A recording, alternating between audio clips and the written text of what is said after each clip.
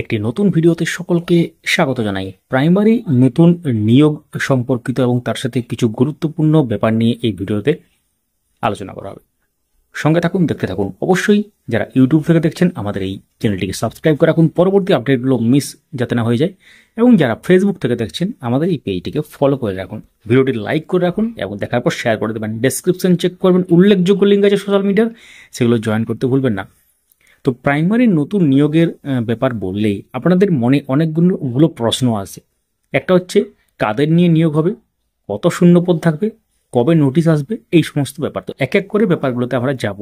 তো প্রথমে বলে রাখি, এই ব্যাপারটা কিন্তু এখনো পর্যন্ত অফিসিয়ালি বোর্ড থেকে কোনো রকম ডিক্লেয়ার হয়নি, কিন্তু কি হতে চলেছে তার একটা মোটামুটি আমরা ধারণা আপনাদের দিতে চলেছি। তো সম্ভাব্য যে ব্যাপারটা আর কি, তো শুরু করা যাক।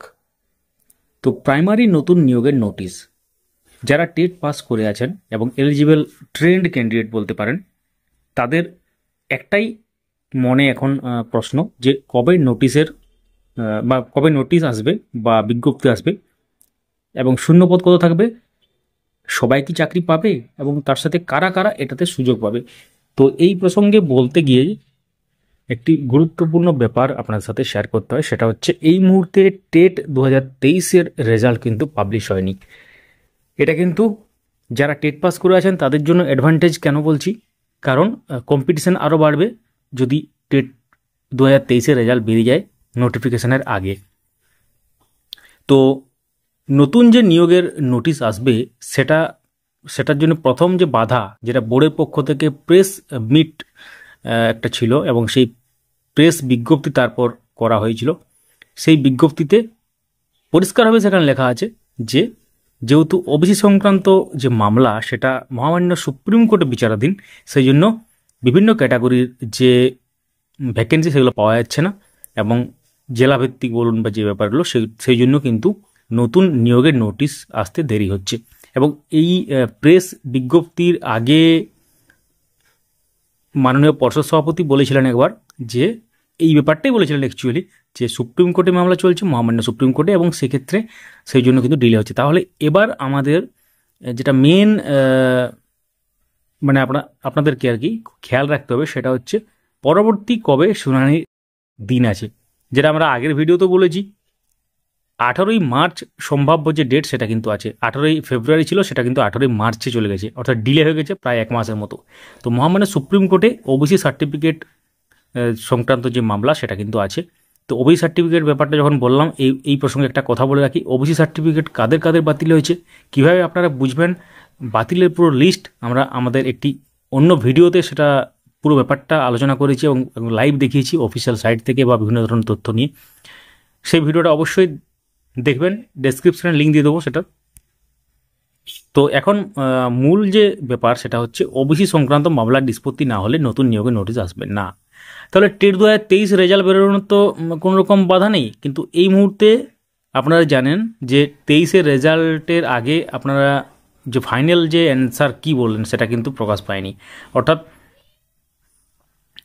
এছাড়াও কিন্তু টেট 2022 এবং টেট 2017 প্রশ্নগুলো মামলা চলছে, সেটা অন্য টপিক। কিন্তু ফাইনাল যে অ্যান্সার কি এবং তারপর যে পাবলিশ হবে রেজাল্ট, তার আগে কিন্তু ফাইনাল একটা অ্যান্সার কি পাবলিশ করতে হয়।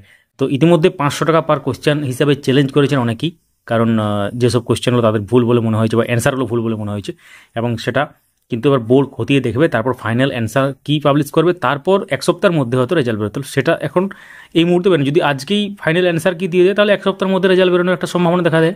তখন কি হবে, তখন যারা ইতিমধ্যে টেট পাস করে আছেন আপ টু টেট 2022 তাদের জন্য একটু কম্পিটিশন বেড়ে যাবে, কিন্তু যারা টেট 2023 তাদের জন্য সুখবর হয়ে যাবে সেটা। তো এখন প্রশ্ন হচ্ছে, যদি টেট 2023-এর রেজাল্ট বেরোনোর আগে নোটিশ আসে বা 18ই মার্চের আগে, তো হয়তো আসার সম্ভাবনা নেই, 18ই মার্চ ফাইনাল ডিসপোজাল হবে, ফাইনাল মানে অ্যাকচুয়ালি ফাইনাল ডিসপোজাল যে হবেই তারও তো কোনো গ্যারেন্টি নেই, কারণ সেটা কিন্তু মামলাটা আরও পিছোতে পারে। কারণ আমরা পাস্ট যে ব্যাপারগুলো ঘটেছে এবং আগেও দেখেছি লিস্টেড ছিল, সেটা মানে আবার সেটাকে ডেটটা চেঞ্জ হয়ে গেল, এরকম অনেক ব্যাপারগুলো দেখেছি। তো এখন প্রশ্ন হচ্ছে, যদি 18 মার্চ ফাইনাল ডিসপোজাল হয়, তারপরেই আমরা ধরছি মোটামুটি যেটা বোর্ডের বক্তব্য ছিল আগে, যে ডিসপোজাল হয়ে গেলেই আমরা এটা নিয়ে কিন্তু খুব তাড়াতাড়ি ব্যাপারটা মানে প্রকাশ করবো আর কি, অ্যাকচুয়ালি নোটিশ আর কি। তার আগে অনেক কিছু ইন্টারনাল ফ্যাক্টরস থাকে, সেগুলো হয়তো ওরা কাজ করবে। মোটামুটি এক সপ্তাহ ধরুন। তো মোটামুটি ধরুন ফেব্রুয়ারি মার্চের 18 তারিখ যেহেতু, তাহলে মার্চের 18 তারিখ মানে মার্চের 25 তারিখের মধ্যে ধরুন নোটিশ যদি চলে আসে, ইনকেস আমরা অ্যাজিউম করছি, তো মার্চের 25-এর মধ্যে যদি নোটিশ চলে আসে, কত শূন্যপদ আসবে সেটা একটু আমরা লাস্টের দিকে বলছি। তো আসতে পারে আর কি কত শূন্যপদে, মানে আসবেই 100% তো বলা যাবে না, সেটা বোর্ডও এখন জানে না কত আসবে। তো আমাদের এক্সপিরিয়েন্স থেকে কিছু ব্যাপার বলা হবে, যেগুলো আপনাদের হয়তো কাজে লাগতে পারে। এর সাথে হয়তো বাস্তবের মিল নাও থাকতে পারে, সেটা পরের ব্যাপার। কিন্তু আমরা মোটামুটি যেগুলো বলে এসেছি এতদিন পর্যন্ত 99% হয়তো মিলিয়ে গেছে, সেটা আপনারা জানেন যারা অনেকদিন ধরে যুক্ত আছেন। তো তাহলে যদি 25শে মার্চে যদি নোটিশ আসে, এজিউম করছি আমরা, তাহলে তার যদি আগে রেজাল্ট বেরিয়ে যায় এই মাসের মধ্যেই বা মার্চের দিকে যদি রেজাল্ট বেরিয়ে যায় টেট 2023, তাহলে কিন্তু টেট 2014, টেট 2017, টেট 2022 এবং টেট 2023 এই 4টি টেট পাস এবং এলিজিবল ক্যান্ডিডেটদের নিয়ে কিন্তু পরবর্তী নিয়োগ প্রক্রিয়া সম্পন্ন হবে বা তারা কিন্তু পার্টিসিপেট করতে পারবে। তো এখন সবথেকে বড় যেটা প্রশ্ন সেটা হচ্ছে, তাহলে কি সবাই চাকরি পাবে? সবাই একটা নিয়োগ প্রক্রিয়াতে যারা পার্টিসিপেট করে, কখনো সবাই চাকরি পায় না, আপনারা জানেন। মেরিটের ভিত্তিতে হয়, 50-এর মধ্যে একটা পুরো মেরিট তৈরি হয়। আপনারা জানেন যে মাধ্যমিকে 100% মানে হচ্ছে 5, এইচএসে 100% মানে হচ্ছে 10, এবং তার সাথে ট্রেনিংয়ে 100% ইজ ইকুয়াল টু 15। মানে কেউ যদি ট্রেনিংয়ে 90% পায়, তাহলে কিন্তু সে 13.5 পাচ্ছে, মানে যেহেতু 100% মানে 15। এইচএসে যদি কেউ 80% নম্বর পায়, তাহলে সে কিন্তু 8 পাচ্ছে। মাধ্যমিকে যদি কেউ 60% নম্বর পায়, তাহলে সে 3 পাচ্ছে। তাহলে এইভাবে যোগ করতে হবে, এবং তার সাথে ইন্টারভিউ এবং অ্যাপটিটিউড টেস্ট ভিভাবস যা আছে সেগুলো টোটাল হচ্ছে 10। তাহলে 10 এদিকে, এবং তার সাথে এক্সট্রা কারিকুলার অ্যাক্টিভিটিস বা কো কারিকুলার অ্যাক্টিভিটিস সেগুলোতে থাকে কিছু ব্যাপার, এবং সেগুলো সব কিছু মিলিয়ে মোটামুটি 50-এর মধ্যে একটা মেরিট তৈরি করা হয়, বা মেরিট লিস্ট যেটা পাবলিশ হয় সেটা কিন্তু 50-এর মধ্যেই ব্যাপারটা করা হয়। এবং টেটের যে নম্বর সেটা হচ্ছে মানে 100% ইজ ইকুয়াল টু 5। মানে হচ্ছে টেটে যদি কেউ 90 পায়, তাহলে মানে 90% যদি কেউ পায়, তাহলে সে কত পাবে? সে পাবে 3। তার মানে এখানে বুঝতেই পারছেন 100% মানে 5 হয়ে যাচ্ছে। 100% মানে 150 যদি কেউ পেয়ে যায়, তাহলে সে 5 পাবে। আর যদি 90 পায়, তাহলে সে 3 পাবে। 120 যদি পায়, তাহলে সে 4 পাবে।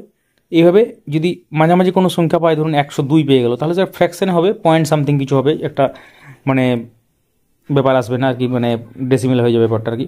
তো সেটা আলাদা ব্যাপার। এখন ব্যাপার হচ্ছে কাদের চাকরিটা কনফার্ম, সেটা একটু আমরা বলে রাখি।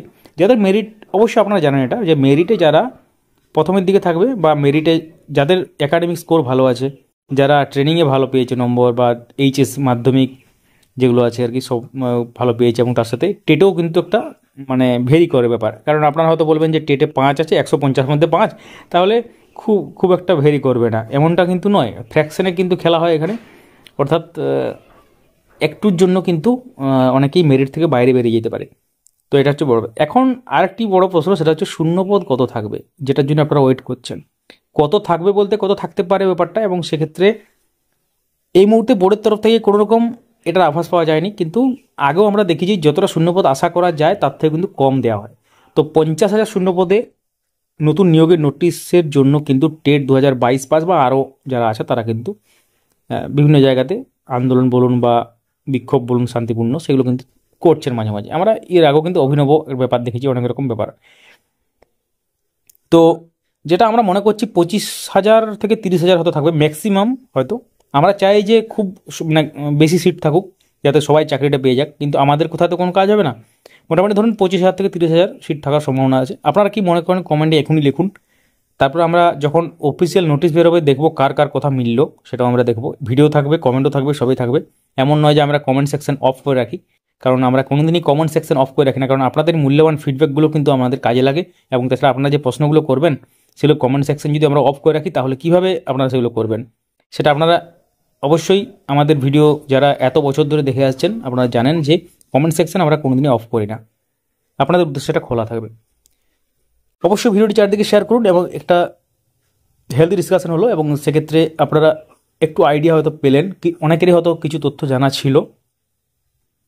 তো এই মুহূর্তে চাকরি প্রার্থীদের জন্য প্রথম যেটা এখন লক্ষ্য বলতে পারেন যে কখন মানে অ্যাকচুয়ালি তারা যেটা ওয়েট করে আছে সেটা হচ্ছে প্রাইমারি নিয়োগের নোটিশ। তাহলে ওবিসি সংক্রান্ত মামলার নিষ্পত্তি ঘটলেই প্রাইমারি নিয়োগের নোটিশ আসবে সহজ ভাষায়, এবং শূন্যপদ মোটামুটি যেটা বললাম ওই টাইপের সম্ভাবনা আছে, আরও বেশি দিলে ভালো হয় অবশ্যই। তো এই ভিডিওতে এই পর্যন্তই। অবশ্যই সঙ্গে থাকুন, এবং প্রাইমারি রিলেটেড যে কোনো যদি প্রশ্ন থাকে অ্যাকচুয়ালি অবশ্যই কমেন্ট করুন প্রশ্ন, আমরা প্রত্যেকটি প্রশ্নের উত্তর দেওয়ার চেষ্টা করব। এবং তার সাথে আরেকটা ব্যাপার বলে রাখি, আমরা কোনো রকম কোনো কেসের সাথে কাউকে যুক্ত করাই না, আমাদের কোনো কেস সংক্রান্ত গ্রুপ নেই। যদি এরকম আমাদের নামে কেউ গ্রুপ চালাচ্ছে সেটার সঙ্গে আমাদের কোনো সম্পর্ক নেই, আমরা আগে বলে দেখলাম, কারণ আমাদের অথেন্টিক ইনফরমেশনগুলো দেওয়াই আমাদের কাজ, এবং তার সাথে টিউটোরিয়াল মাঝে মাঝে নিয়ে আসি বিভিন্ন পোর্টালের, বা কীভাবে ডেটা এন্ট্রি করবেন প্রাইমারি বোর্ডের ওয়েবসাইটে যখন ফর্ম ফিল আপ হবে, বা উৎসসী পোর্টাল বলুন, বা মিউচুয়াল ট্রান্সফার সংক্রান্ত যে ব্যাপার বলুন, মানে যেগুলো টিউটোরিয়াল থাকে, এবং তার সাথে SMS পোর্টাল, বাংলা শিক্ষা, হলিস্টিক রিপোর্ট কার্ড কীভাবে ডাটা এন্ট্রি করবেন, এগুলো আলাদা ব্যাপার। তো সঙ্গে থাকুন, দেখতে থাকুন।